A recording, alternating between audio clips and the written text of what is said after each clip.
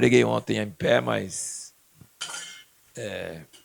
não é muito fácil a gente ficar muito tempo em pé, né? Então é melhor ficar sentado mesmo, né? Nossas reuniões de liderança do Ticum, a gente reúne numa chácara em Valinhos e aí tem uma cadeira igual essa e tal, e aí eu tava com a caneta meio que eu ganhei também, aí eles falaram assim, nossa, você tá no trono com o cetro, né? É só brincadeira, né? A gente gosta de conhecer as igrejas, né? Então, não tenho aceitado muitos convites para ir para as igrejas por causa da saúde, né? A gente fica mais em eventos, mais em ajuntamentos maiores, mais em coisas assim. Tem que reduzir um pouco a atividade que tinha anteriormente. Mas eu sempre gosto de ir pelo menos uma vez para conhecer a igreja, para olhar nos rostos, para conhecer as pessoas, para depois, quando encontro nos eventos ou mesmo online, a gente lembrar de onde é, né, quem é e tal, né? É muito bom, né? A gente gosta de ser pessoal, né? A gente gosta de coisas pessoais, né? Vamos abrir em Daniel. Daniel, o capítulo 11 e o versículo 32 diz o seguinte. 11:32 diz: ainda aos violadores do pacto ele perverterá com lisonjas, que é o anticristo, né? Mas o povo que conhece ao seu Deus se tornará forte e fará proezas. Queria que vocês sublinhassem esse negócio de conhecer, né? O povo que conhece o seu Deus, porque se você ler o capítulo 11, você vai ver que é muita coisa ruim acontecendo com o povo de Deus. Mas o povo que conhece o seu Deus se tornará forte e fará proezas. Os entendidos, então essa também é uma palavra de sublinhar, os entendidos entre o povo ensinarão a muitos. Todavia, por muitos dias cairão pela espada, pelo fogo, pelo cativeiro, pelo despojo. Mas caindo eles, serão ajudados com pequeno socorro. Muitos, porém, se ajuntarão a eles com lisonjas. Alguns dos entendidos cairão para serem acrisolados, purificados e embranquecidos até o fim do tempo, pois isso ainda será para o tempo determinado. Então, assim, uma coisa que a gente precisa observar aqui, que nos últimos dias, e eu creio que nós estamos nos últimos dias, não sei quanto tempo vai durar esses últimos dias, pode ser 10 anos, pode ser 20 anos, pode ser mais, Deus sabe.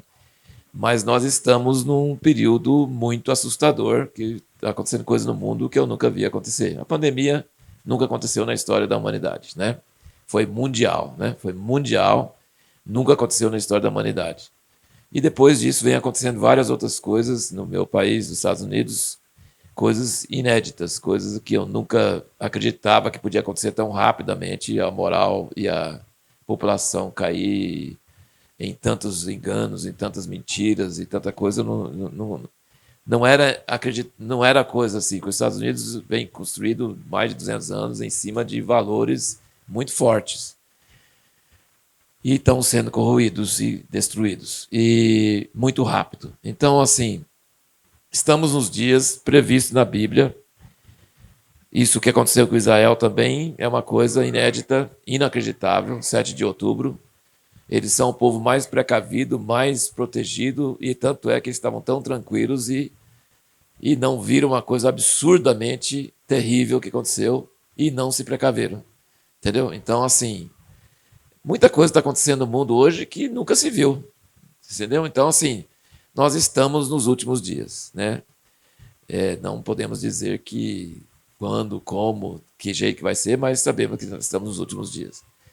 E aqui eu queria ressaltar para vocês essa questão de que ele fala que o povo que conhece seu Deus, os entendidos ensinarão, e alguns dos entendidos cairão para serem acrisolados e tal.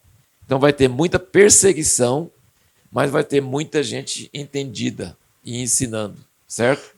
Então, assim, vai ter essas duas coisas nos últimos dias que nos interessa, né? Tem terremotos, guerras e um monte de outras coisas acontecendo no mundo, mas o interessa para o povo de Deus é que conhece Deus, é entendido, vai ser perseguido, mas vai ensinar muitos. Amém? Então eu creio, espero que aqui tenha muitos de vocês que vão ser esses entendidos, que vão ensinar muitos. Amém? E o capítulo 12, Daniel fica perguntando, os homens de Deus de maior estatura, e no caso vamos mencionar Moisés e Davi e Daniel, nesse caso, né? Não menosprezando os outros, mas eles queriam ir além do que Deus tinha para eles, né? Moisés queria entrar na terra, o maior sonho dele era entrar na terra. E Deus falou assim, você não vai entrar, Josué que vai entrar. Davi queria fazer uma casa para Deus. E Deus falou assim, você não vai fazer, seu filho Salomão que vai fazer. E Daniel, ele queria entender. E Deus falou assim, você não vai entender. É o povo lá no fim que vai entender. Certo? Então, assim, não é errado você ter ambição de querer ir além do que Deus tem para você. Mas tem coisas que você não vai e que outros vão, né? Então você tem que obedecer esses limites, né? Um ministro dos Estados Unidos, eu estive lá em Brasília esses dias, ele estava falando que Deus falou com ele, você investe mais no futuro dos seus liderados do que no seu. Investe mais nos ministérios deles do que no seu ministério. Se os seus liderados forem bem-sucedidos, então você será bem-sucedido. É o que todo professor quer, né? Quer que os alunos ultrapassem ele, não é verdade? Se o professor conseguir que seus alunos ultrapassem ele, ele fala assim, nossa, eu fiz um bom trabalho, né? Eu não quero que eles fiquem dependendo de mim. Eu quero que eles se tornem autodidatas, eu quero que eles avancem, eu quero que eles consigam subir nos ombros dos que vieram antes, né? Que eles possam não cometer os mesmos erros, que eles possam avançar. Então, essa é a palavra de sabedoria, né? Essa é a palavra de Deus, né? Moisés tinha que investir em Josué, Davi tinha que investir em Salomão, e Daniel tinha que investir em nós, porque ele não tinha filhos, né? E o que ele diz aqui no capítulo 12, versículo 3, ele diz, os que forem sábios, pois, resplandecerão como o fulgor do firmamento. Olha que coisa que Deus fala com Daniel. Entendidos, que conhecem a Deus, ensinarão, e os que forem sábios. Não é impressionante isso aí? Porque Daniel era uma pessoa que era o chefe dos magos, chefe dos entendidos. O ministério de Daniel era ser sábio, né? Era ser uma pessoa que interpretava sonhos, que, sabe, tinha sabedoria sobrenatural, né? E Deus revelou para ele coisas que estão no Apocalipse. Deus revelou para ele coisas que Jesus falou, né? Jesus não era só filho de Deus, não era só Messias, não é só aquele que morreu por nossos pecados. Jesus foi um profeta, porque Jesus falou de coisas que ainda não aconteceram. Ele falou em Mateus 24 sobre todas as últimas coisas do mundo, e ele cita Daniel, entendeu? Então, assim, Daniel é a fechadura entre o Velho Testamento e o Novo Testamento, ele é a dobradiça, entendeu? Você quer saber a ligação entre o Velho Testamento e o Novo Testamento? É Daniel. Ele viu o trono de Deus, ele viu o Filho do Homem chegando ao trono de Deus, recebendo todas as autoridades. Ele interpretou o sonho de Nabucodonosor, daquela pedrinha pequenininha que veio de fora, sem auxílio de mãos, e chegou na terra, derrubou a estátua de todos esses governos com bomba atômica, todos esses governos com todos os exércitos e com todas as ameaças, e Deus ri deles, porque fala assim, vocês não são de nada. Eu tenho uma pedrinha que já joguei na terra, e ele vai crescer, vai virar uma montanha, e ele é não formado por mãos humanas, ele é totalmente sem mãos humanas, ele não é daqui da Terra, ele é extraterrestre mesmo, né? Ele é um cometa que chegou aqui na Terra, ele é um asteroide, ele é um ser que desceu do céu e ele não precisa de ajuda de homens para ganhar, ele vai tomar os reinos dessa Terra, por isso que é boas novas. Nós não precisamos ser nem da esquerda, nem da direita, nem disso, nem daquilo, porque vem o rei. Não vai ser democracia, não vai ter Congresso, não vai ter Supremo Tribunal, Deus nos livre do Supremo Tribunal, mas nós não vamos ter nada dessas coisas, nós não vamos ter lobistas, nós não vamos ter pressão, nós não vamos ter política querendo voto da maioria.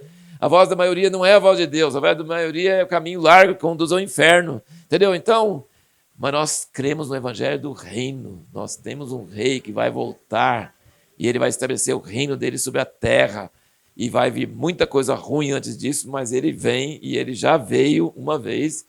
E a pedrinha é pequena, mas ela está crescendo e ela vai encher toda a terra. E então os sábios, pois resplandecerão como o fulgor do firmamento, e os que converterem a muitos para a justiça, como as estrelas sempre e eternamente. Então não basta ser sábio, tem que converter outros. Você viu? Os entendidos ensinarão a muitos. Os sábios vão converter muitos da iniquidade, certo? Então, assim, os últimos dias não vão ser só coisa ruim, não.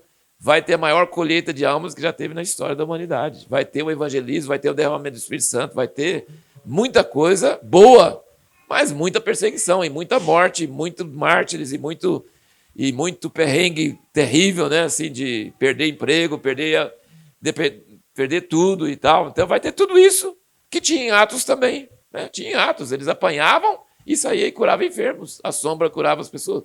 Então, assim, não vai ser só coisa boa, mas não vai ser só coisa ruim também. Entendeu? Vai ter a glória de Deus e vai ter perseguição. Nós estamos caminhando para esse tipo de cenário, certo? Então a gente precisa se posicionar adequadamente diante dessas previsões, tá? Eu tenho uma mensagem que está no YouTube que fala meteorologia espiritual, né? Meteorologia profética. Qual a previsão do tempo? A previsão do tempo é que vai dar umas nuvens pesadas, e vai dar raio, e vai dar trovão, mas a glória do Senhor vai descer sobre a igreja vai ser muito diferente do que ela era, entendeu? Então, simultaneamente, essas duas coisas. Você precisa ter essa visão que tem essas duas coisas. Então, ser sábio e converter muitos à justiça. Tu, porém, Daniel, Moisés não entra na terra, Salomão não vai, Davi não vai construir a casa. Tu, porém, Daniel, cerra as palavras, sela o livro até o fim do tempo. Então você recebeu revelações que você não entende e você fica perguntando, mas eu não vou responder, porque é para ficar selado até o fim do tempo. Certo? Significa que no fim do tempo, Deus vai abrir coisas que Daniel não entendia, certo? É isso que ele está falando. Vai chegar uma hora, igual aqueles filmes de mistério, coisa assim, vai entregar o mapa para o cara e tal, e fala assim, ó, mas não tenta entender agora não, quando chegar a hora certa você vai entender, né? Entendeu? Então, assim, as chaves, as fórmulas, né, as senhas estão aqui, mas você não vai entender nada, guarda, e a Bíblia é isso aqui, e o livro de Daniel é isso aqui. Ele fala, cerra as palavras, sela o livro até o fim do tempo. Muitos correrão de uma parte para outra e a ciência se multiplicará. E aí, se você ler o resto, que nós não vamos ler, ele fala, versículo 6, perguntei ao homem vestido de linho que estava por cima das águas, quanto tempo haverá até o fim dessas maravilhas? E eu vi o homem vestido de linho que estava por cima das águas do rio, quando levantou ao céu a mão direita e a mão esquerda e jurou por aquele que vive eternamente que isso seria para um tempo, 2 tempos e metade de um tempo. É muito legal você fazer uma pergunta e receber uma resposta dessa, né? Tipo assim, fiquei na mesma, né? Entendeu? Fala a verdade, explica para nós, né? E quando tiverem acabado de despedaçar o poder do povo santo, cumprir-se-ão todas essas coisas. Quando fala povo santo, refere primeiramente a Israel, certo? Natural, Israel, nação de Israel. Significa que vem tempos angustiosos para Israel que vão ser terríveis, talvez piores do que o Holocausto. E sim, só que o Holocausto foi na Alemanha e isso vai ser agora na terra de Israel mesmo, entendeu? Então, vem coisas sobre Israel que você não quer nem imaginar. Vem coisas, e Daniel falou isso. E não só Daniel, Zacarias também falou, e quando eles estiverem assim, parecendo que ganhou, parecendo que acabou, parecendo que terminou, Jesus volta, entendeu? Agora, nós também queremos ser incluídos nesse povo santo, certo? Então, a igreja também vai ser perseguida e também vai receber Jesus, né? Então, assim, tem essas duas correntes correndo. E ele falou, eu, pois, ouvi, versículo 18 aqui. Eu, pois, ouvi, mas não entendi. E ele é um cara mais sábio, né? Sim, Daniel. Por isso perguntei, Senhor meu, qual será o fim dessas coisas? Ele falou assim, eu não entendi. Perguntei, você respondeu e fiquei na mesma. E aí ele diz, Senhor meu, qual será o fim dessas coisas? Ele respondeu, vai, Daniel, porque essas palavras estão cerradas e seladas até o fim do tempo. Tempo do fim. Gente, nós estamos chegando perto desse dia, certo? Nós estamos chegando perto do tempo do fim. Então tem promessa, vai ser aberto o livro. Que coisa que nem Daniel entendia, nós vamos entender. Aí ele diz, lá em cima ele diz, muitos correrão de um lado para o outro, porque vão começar a ter o livro aberto, vão começar a ficar aberto, e vai começar a falar, e vai começar a espalhar abertura do livro, certo? Muitos correrão de um lado para o outro. Aqui ele diz, muitos se purificarão e se embranquecerão e serão acrisolados. Nossa, isso aqui é dolorido, viu? Dolorido. Purificarão, embranquecerão. Quando você pensa em embranquecerão, você pensa em cândida, mas o que é cândida? Alvejante. Alvejante tem ódio de qualquer coisa que tenha cor, não é verdade? Por isso você não põe roupa com cor dentro de um alvejante, não é verdade? Porque ele não sabe que aquela cor é cor. Ele pensa que é sujeira. Para ele tem que ficar branco, entendeu? Então você não põe roupa colorida no meio do alvejante.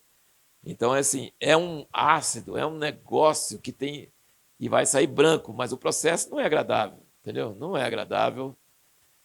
Então, purificar, embranquecer, acrisolados é pôr o metal e derreter ele até virar líquido e tirar tudo que é sujeira para depois ele endurecer de novo e ficar puro, certo? Então, mas os ímpios procederão impiamente e nenhum deles entenderá. Mas os sábios entenderão. Depois, no fim, ele fala, versículo 13, ele fala assim, eu sei que tudo isso que eu estou falando com você não vai entender nada. Eu estou falando para os outros que o livro vai ser aberto, certo? E aí ele diz, tu, porém, vai-te até que chegue o fim, pois descansarás e estarás no teu quinhão no fim dos dias. Então, essa é a primeira coisa que eu queria falar com vocês. Nós precisamos entender que tem muita coisa que a gente não entende e que vai entender. Certo? Nós precisamos entender que não entendemos, mas que vamos entender. Deu para gravar? Se você não lembrar de mais nada, lembra disso. Nós precisamos entender que não entendemos, mas vai entender porque Deus prometeu que vai entender. Ele vai abrir o livro. Mas você precisa ser sábio para poder entender. Os ímpios não vão saber. Os sábios vão entender. E os sábios vão passar por coisas difíceis, duras, complicadas. Mas vai sair branquinho, vai sair limpinho, vai sair puro e vai dar certo. Amém?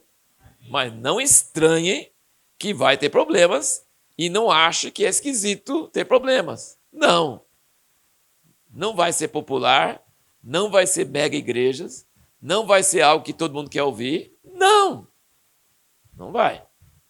Tá? E o desengano, a desilusão de muitos evangélicos vai ser enorme. Milhares de pessoas que estão achando que está tudo bem vão achar que foram enganados. E de fato foram mesmo. Porque ouviram um evangelho que prometeu uma coisa que não entregou. E que não é o evangelho. Não é a verdade. Então nós precisamos ser pessoas precavidas hoje. Para quando acontecer essa desilusão em massa, nós possamos ajudar as pessoas.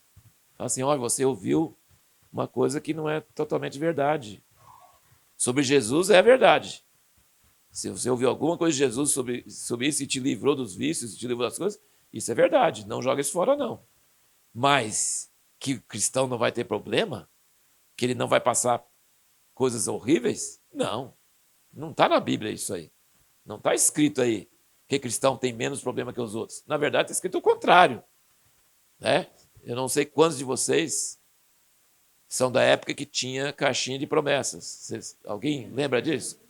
Tinha caixinha de promessas. Hoje, nem sei o que tem. Talvez, sei lá, tem alguma coisa na internet que dá aquela meditação de cada dia, alguma coisa assim, não sei. Mas era uma caixinha de promessas, que era coisinha pequenininha, desse tamanho assim. E todo dia se tirava um. Mas nessas promessas, não tinha as promessas ruins, mas eles estão na Bíblia, né? Tipo, no mundo tereis tribulação. Promessa. Seu chefe não vai ser agradável, vai ser chato mesmo. Humilhe e aceite. Mostre a luz de Cristo com um chefe chato, incoerente, que puxa a sardinha de outras pessoas e que favorece pessoas que não merecem. Mas é assim o mundo. Seja cristão no meio disso aí.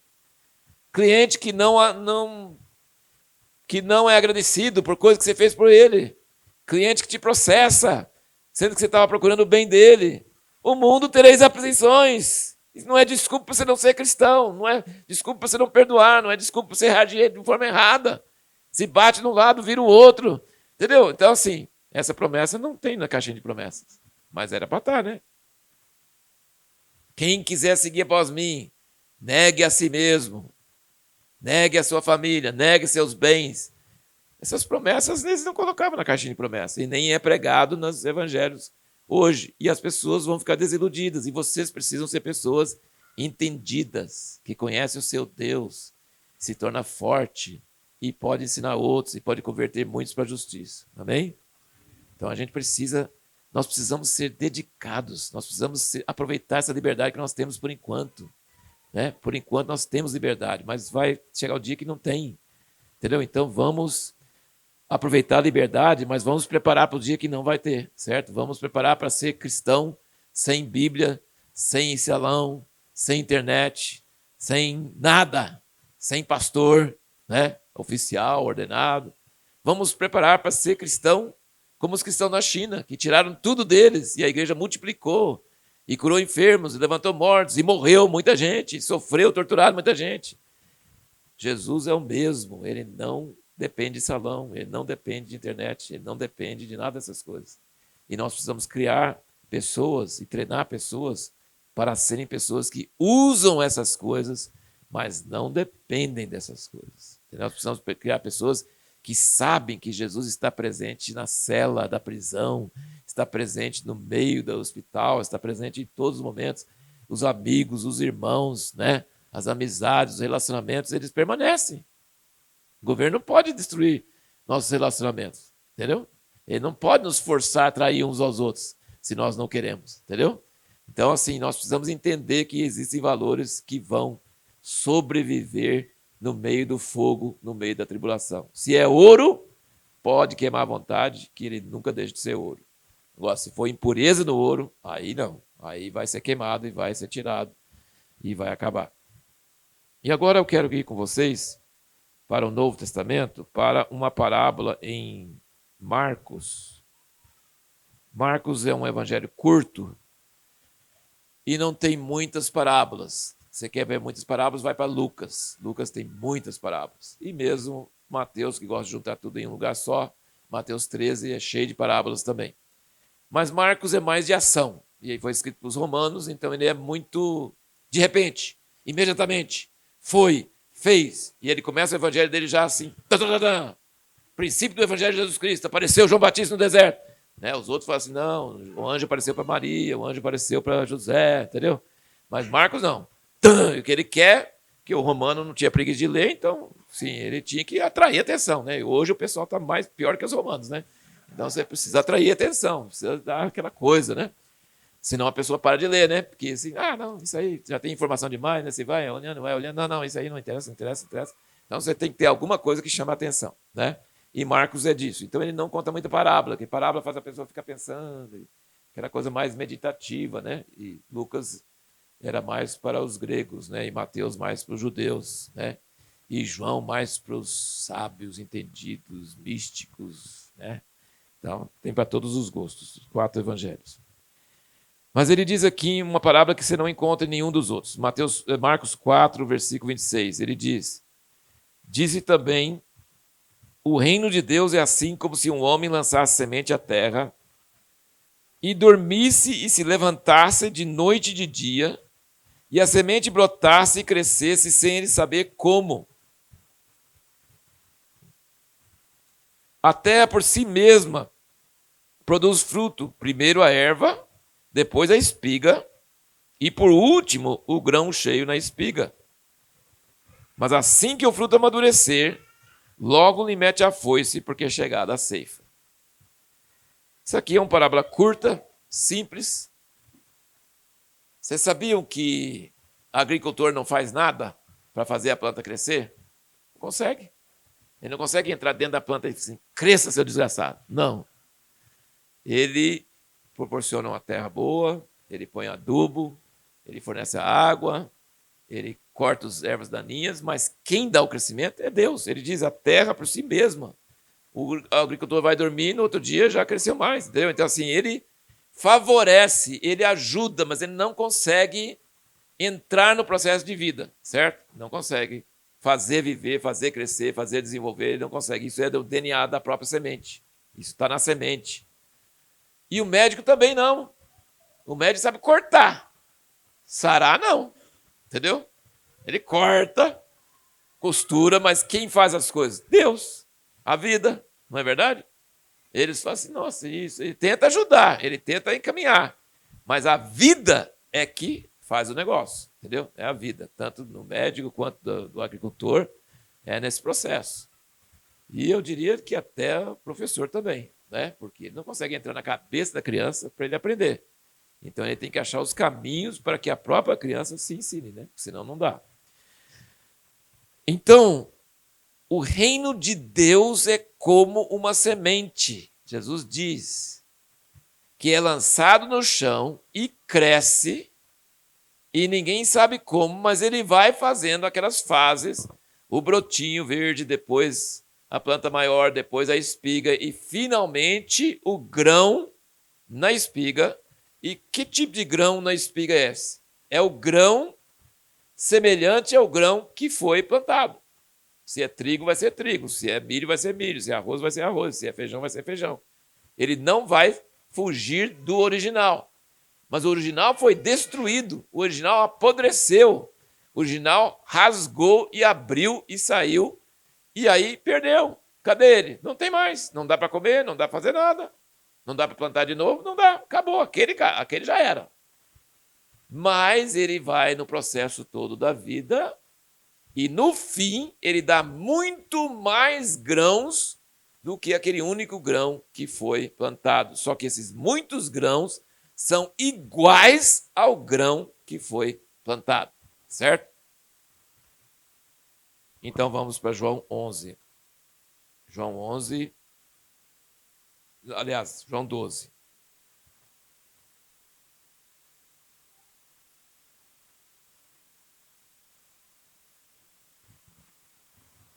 Versículo 20 diz: ora, entre os que tinham subido a adorar na festa havia alguns gregos.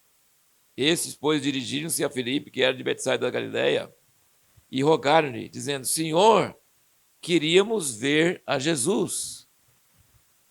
Filipe foi dizer ao André, e então André e Filipe foram dizer ao Jesus. Interessante, né? Como é que os gregos não tinham coragem de chegar em Jesus, não tinha nem jeito, não sei, Jesus não tinha guarda-costas, mas mesmo assim, eu acho que, sei lá, não tinha coragem de chegar em Jesus. Aí chegou para o que tinha um rostinho um pouquinho mais alegrinho, aí eles foram lá, Filipe, né? Aí o Filipe também não teve muita coragem, falou para o André. Aí Filipe e André foram juntos falar com Jesus, né? Engraçado esse processo, né? Vai para o que é mais abertinho, né? E depois você vai usando, né, esses contatos para poder chegar em Jesus. Só que chegou em Jesus, eu acho que os gregos nunca conseguiram ver Jesus, não. Porque olha a resposta dele. Os gregos estão aí, estão querendo ver você. Você vai dar atenção para eles, né? Respondeu Jesus: é chegada a hora de ser glorificado o Filho do Homem. Em verdade vos digo, se o grão de trigo cair na terra não morrer, fica ele só. Mas se morrer, dá muito fruto. Então,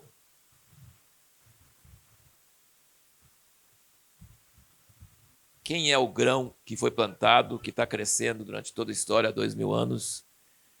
Ele foi o grão original. Nós cantamos aqui, foi muito bom. Devemos cantar sempre centralizando Jesus. Ele é o cara, o nome dele é o cara, ele é a pessoa. A igreja é só para juntar pessoas para adorar ele, entendeu? Ele não veio fundar a igreja, ele veio ter muitos filhos parecidos com ele, muitas testemunhas. Então, ele é o centro. A igreja é só ferramentas para poder adorar ele. Se a igreja se torna um objeto em si mesma, ela vira um problema sério, ela vira um impedimento, ela toma o lugar de Jesus, entendeu? Então nós precisamos entender, voltar às nossas origens. Em muitas igrejas que estão tão cheias de atividades, cheias de coisas, que ela se tornou a coisa em si. Mas Jesus não veio fundar a igreja. Na verdade, ele nem ensinou como é que a igreja devia ser. Não falou nada disso. Ele veio fazer amigos e os amigos transformados em testemunhas de Jesus até os confins da terra. Ele falou, fazer discípulos, ensinando-os tudo que eu ensinei para vocês. Ele tinha igreja, ele tinha salão, ele tinha microfone, ele tinha músico, ele tinha... Não, não tinha nada, ele tinha 12 amigos. Ele tinha 12 amigos. Ele falou, faz com os outros que eu fiz com vocês. Entendeu? Basicamente, a igreja não é reunião. A igreja é relacionamento, é amizade. Agora, como que vai ter relacionamento e amizade sem ter ajuntamento? Tem que ter. Como que o Espírito Santo vai mover em nosso meio se nós não reunirmos, se nós não tivermos um dia, se nós não tivermos hora, se nós não tivermos certa ordem? Tem que ter todas essas coisas. Mas essas coisas não são importantes em si. Eles são só importantes para nós focalizarmos em Jesus e deixar o Espírito Santo agir em nós para nós sermos testemunhas lá fora. Certo? Então, assim, as pessoas pensam que a igreja é um depósito de pessoas que não quer perder a salvação e quer ficar firme, quer segurar para não morrer, para não perder a salvação. E não é. Ele é um lugar para poder enviar as pessoas, para sair fora e viver durante a semana e transmitindo Jesus para as pessoas em todos os lugares, certo? Então, assim, nós precisamos de reprogramar nossas mentes sobre o que é a igreja. Eu não estou menosprezando a igreja, estou dizendo que a igreja é apenas uma ferramenta, que, na verdade, o cara é Jesus, a cruz de Cristo, o Calvário, a ceia, né? Ele é o centro, ele é o principal. Ele falou, onde tiver 2 ou 3, debaixo de uma mangueira, debaixo de um pé de caju, já é igreja, entendeu? Na sua casa, na sua família, em todo lugar, aí é a igreja. Porque para ter igreja não pode ser só uma pessoa, certo? Ele falou assim, onde tiver 2 ou 3 reunidos em meu nome, eu estou entre eles. Eu não tenho gente entre eu. Tem que ser entre eu e outra pessoa. A trindade é entre pessoas, Pai, Filho e o Espírito Santo entre. O Espírito Santo não age somente numa pessoa, dentro de uma pessoa. Ele age entre pessoas, certo? Então, assim, nenhum de nós é suficiente. Todos nós precisamos de outras pessoas, certo? Mas, então, assim, a igreja é apenas a ferramenta que Deus usa para que o Espírito Santo possa operar e transmitir Jesus ao mundo, certo? Então, o alvo de Deus é o mundo, não é a igreja. O alvo de Deus é o mundo, é ser testemunhas, é fazer discípulos até os confins da terra, e ele vai nos ajudar nesse processo, amém? Então, a igreja que fica só aquele mesmo número de pessoas, toda vida, reunindo, não é o plano de Deus, né? Não é o plano de Deus. O plano de Deus é preparar pessoas, adestrar pessoas para que elas vão para o mundo, para que elas comecem outros núcleos, para que elas façam outras coisas, para que elas alcancem o evangelho, para que mais pessoas testemunhem de Jesus, entendeu? É isso, é para nos capacitar para isso. Ele falou para os seus discípulos, faz com os outros o que eu fiz com vocês, certo? Essa é a grande comissão. Vai e depois por todo o mundo, fazendo discípulos de todas as nações, batizando-os em nome do Pai, do Filho e do Espírito Santo, ensinando-os a guardar todas as coisas que eu vos ensinei. E eu estarei convosco todos os dias até a consumação do século. Agora, se Jesus é a semente, durante a história, essa semente tomou várias formas em vários países, teve muitos perrengues, muitos problemas, mas essa semente nunca morreu, tá? Nunca morreu. Tinha um movimento que era de Deus, depois morria, aí surgia outro movimento, e nunca morreu a semente que Deus plantou. Nunca morreu. Mas passou por muitos problemas e muitas heresias e muitas coisas erradas. E hoje nós temos essa semente com muitas heresias e com muitas coisas erradas e com muitas pessoas enganadas pensando que estão salvas e não estão salvas. Tá? Nós temos a semente está no mundo, e ele plantou no mundo e ele falou, vai vir fermento e vai fermentar toda a massa. Vai ter joio no meio do trigo. Ele avisou mesmo nas parábolas. O reino de Deus não vai ser só coisa pura, só coisa boa durante o... Não, ele avisou, não, pode ficar tranquilo. Mas no fim, vem ele, pega os peixes ruins, joga fora, guarda os peixes bons, pega o cara, arranca o joio e queima, depois pega o trigo e guarda. Ele fala todas essas coisas, certo? Então, assim, não podemos nos dar por desavisados de que não ia haver contaminação do evangelho, de que não ia haver problemas e tal. Mas o que eu quero dizer para vocês é o seguinte, a semente é boa. E a semente tem DNA, ela tem vida. E ela vai produzir espiga cheia de sementes, igual a semente que foi plantada. Amém? Quantos aqui são candidatos para ser como Jesus? Vocês querem ser como Jesus? Ele prometeu. Não é você que vai fazer isso, não. Ele prometeu. O agricultor só faz as condições ficar melhores, mas a vida vem dele. A promessa vem dele. A gente olhando para a igreja, olhando para nós mesmos, assim, nós nunca vamos ficar como Jesus. Mas ele plantou a semente e ele disse que vai ficar. Então, vai ficar. Agora, como que vai ficar? E aí eu estou chegando no fim do que eu tinha para dizer para vocês. Gente, não vai ficar só ouvindo a palavra, gostando da palavra, indo em encontros, tendo oração, sentindo a doce presença do Espírito Santo, cantando, profetizando. Não. Tem coisa ruim dentro de cada um de nós, sabia? E essa coisa ruim não pode entrar no reino de Deus. Então ele falou assim, eu vou batizar com o Espírito Santo e com fogo. E tenho pá na mão e vou separar a palha do trigo. E você fica pensando que são as outras pessoas. Não. É você mesmo, dentro de você tem palha. E tem que ser queimado. Não entra no reino de Deus. E Deus começa a julgar a sua casa, não somente os incrédulos. E está pegando grandes líderes. Mas você acha que o problema está só nos grandes líderes? Não está, não. Está como doença no meio de toda a igreja, de todos nós. Tem tanta coisa naquele povo tão santo que fica adorando, curtindo a palavra, indo em encontros, mas tem coisa ruim dentro de nós, coisa errada, ambições, orgulho, egoísmo, sabe? Ódio, raiva. Tem muita coisa dentro de nós. E a gente não consegue tirar. Mas ele prometeu batizar com o Espírito Santo e com fogo.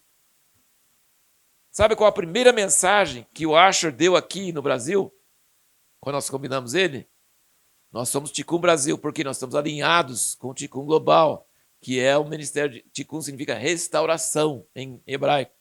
Tem o Ticum da América, tem o Ticum Global, tem o Ticum Brasil.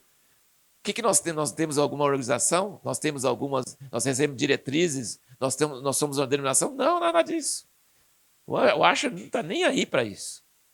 Nem aí, está ligado, ele não quer nem saber o que está acontecendo em cada igreja, como é que. Não quer saber nada de estrutura de igreja, não. Ele quer saber o que Jesus está falando hoje.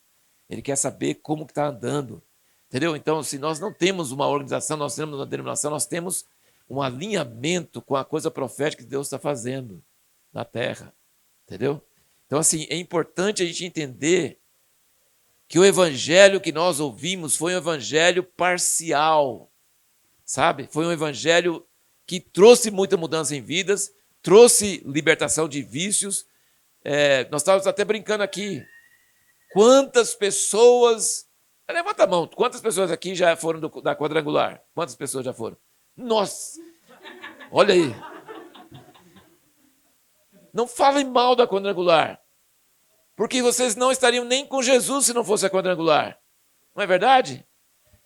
Quantas pessoas aqui eram da Universal do Reino de Deus? Ninguém, talvez. Mas tem lugares onde todo mundo vai levantar a mão, porque a Universal tirou eles da sarjeta, tirou do endemoniamento, tirou da macumba. Toma cuidado com a nossa língua de falar mal de outros irmãos. Tem defeitos? Tem. Nós também temos. Tem coisas, limitações, tem coisas erradas, tem coisas até na liderança errada. Tem. Eu ministrei há muitos anos atrás, por 2 anos talvez, na liderança da quadrangular em São Paulo, no estado de São Paulo, porque o presidente daquela época era de Sorocaba e era uma pessoa que tinha lido a Patroa de Deus e amava a Patroa de Deus e me chamou para tudo quanto é reunião dos coordenadores, sei lá o nome que eles dão para aqueles, não é bispo, mas é coordenador, sei lá, alguma coisa lá. Mas assim, a gente falou sobre espaço para Deus, a gente falou sobre um monte de coisa, a gente teve... Então assim, tem defeitos graves, mas eles foram muito usados para ganhar muitas pessoas. Verdade que a porta do fundo é maior que a porta da frente, mas vocês estão aqui, né? Servindo a Deus ainda, né? O pastor, colega nosso lá, estava numa mesa da Conselho dos Pastores com 7 outros pastores. Todos eles foram salvos e passaram pela quadrangular. Só ele que não, meu colega. Entendeu? Então, assim, é uma coisa, né? Agora, Os pecados estão na igreja, sabe por quê? Porque não houve arrependimento, converteu sem arrependimento. Ninguém falou sobre pecado. Ninguém falou que você é um cara que não presta para nada. Entendeu? Porque se falasse para você no início, você nem entrava na igreja, né? Entendeu? Mas João Batista era assim. O pessoal ia aos rodos lá para ele no deserto e falava assim, vai embora, quem chamou vocês para cá? Eu fui para o deserto para fugir de vocês, por que vocês estão aqui? E quanto mais ele falava para ir embora, mais ele xingava. Ele chamava eles de cobra, víbora, venenosa. Entendeu? E o pessoal ia. E sabe o que eles faziam? Ele não fez um milagre, mas ele batizava eles e eles confessavam seus pecados. Eu traí minha esposa, eu roubei de fulano, eu fiz isso. Eles não falavam coisas genéricas, falavam coisas claras, em público. Isso é o maior milagre do que levantar o morto, porque a gente falar mal do outro é fácil. Agora, falar mal da gente mesmo, nossa, gasga, né? Esquece, dá um treco que a gente não consegue falar da gente mesmo. A gente não gosta de alguém vir falar com a gente que a gente está errado, pior ainda. Quem é você para falar comigo? Você tem mais erro? Espera aí. Ninguém falou que eu não tenho erro, mas o problema é o seguinte, o assunto aqui é você, não sou eu. Você não chegou para mim ainda para falar, então você fala em outra hora. Mas agora é sua hora, né? Uma vez eu estava acima da velocidade, né? Numa veraneio a diesel, indo para o interior de Minas aí, e o guarda me parou para multar porque eu estava acima da velocidade. Só que a veraneia diesel ela não consegue pegar a subida se não pegar a velocidade na descida, né? E passou por mim um Escort preto. Eu lembro até hoje, estou assim, traumatizado com isso até hoje. Preciso de cura interior. Até hoje eu não consigo ver Escort. Sabe? Eu falei com o guarda, mas você viu passando por mim, ó, a dobro da velocidade minha? Ele falou assim, hoje é seu dia. Ele estava certo, porque eu não sou guarda, ele não pode parar todo mundo, ele me parou e não parou o outro. Não tem que ficar falando. Mas você está errado? Estou errado. E o outro? O outro é problema dele com Deus, né?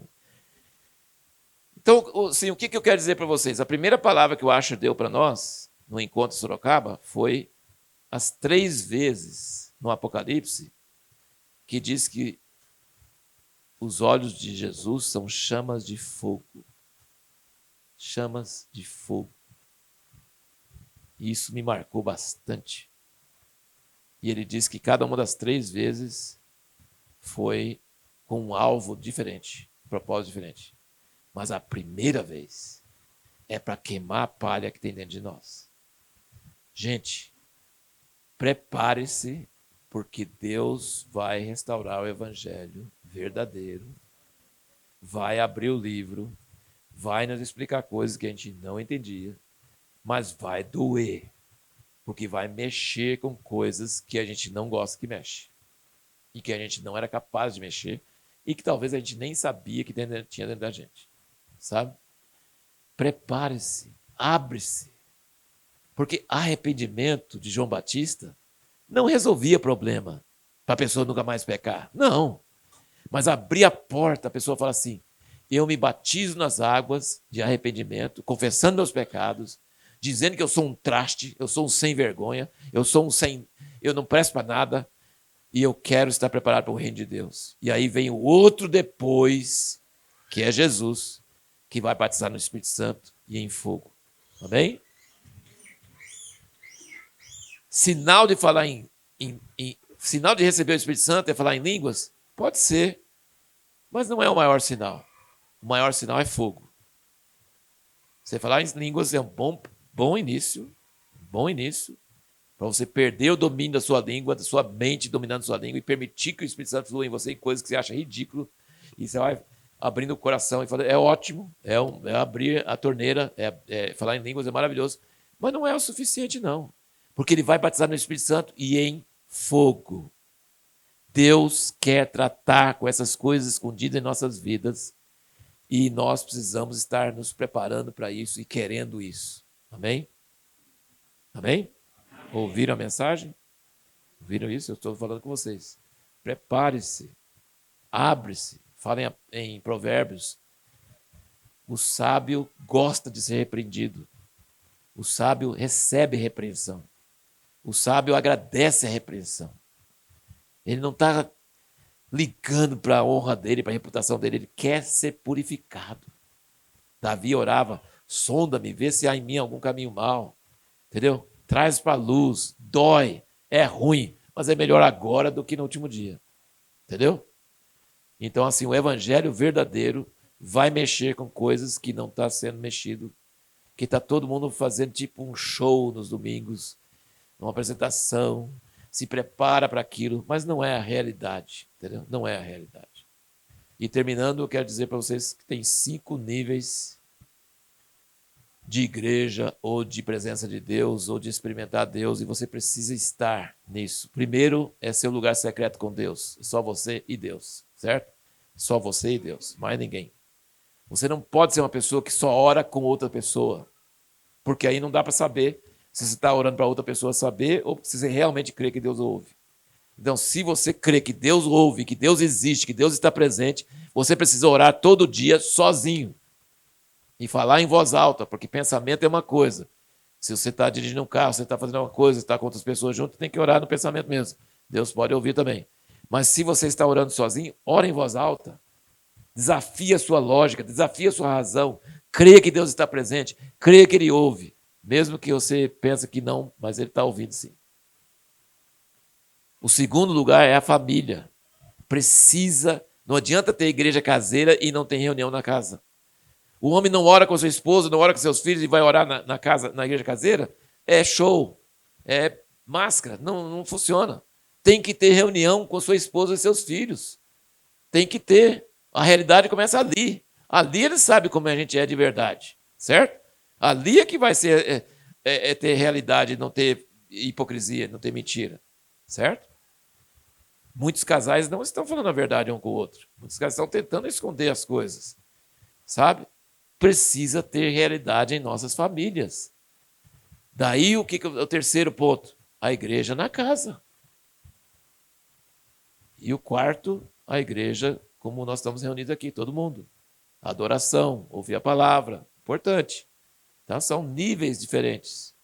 Nem sei o que é o quinto, é 4 então na casa. Não, eu pulei um, é 5 mesmo, desculpa. Voltando à fita. Sozinho com Deus, 2 ou 3, homens com homens, mulheres com mulheres, amizades espirituais. Tem coisas que você não vai falar na igreja caseira e não vai poder receber ajuda na sua própria família.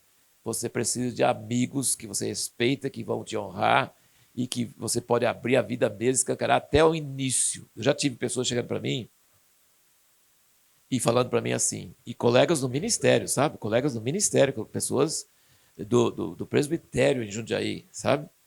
Eu lembro de várias vezes chegando assim, estou sendo tentado sexualmente, orem por mim que eu estou numa situação difícil, estou sendo tentado.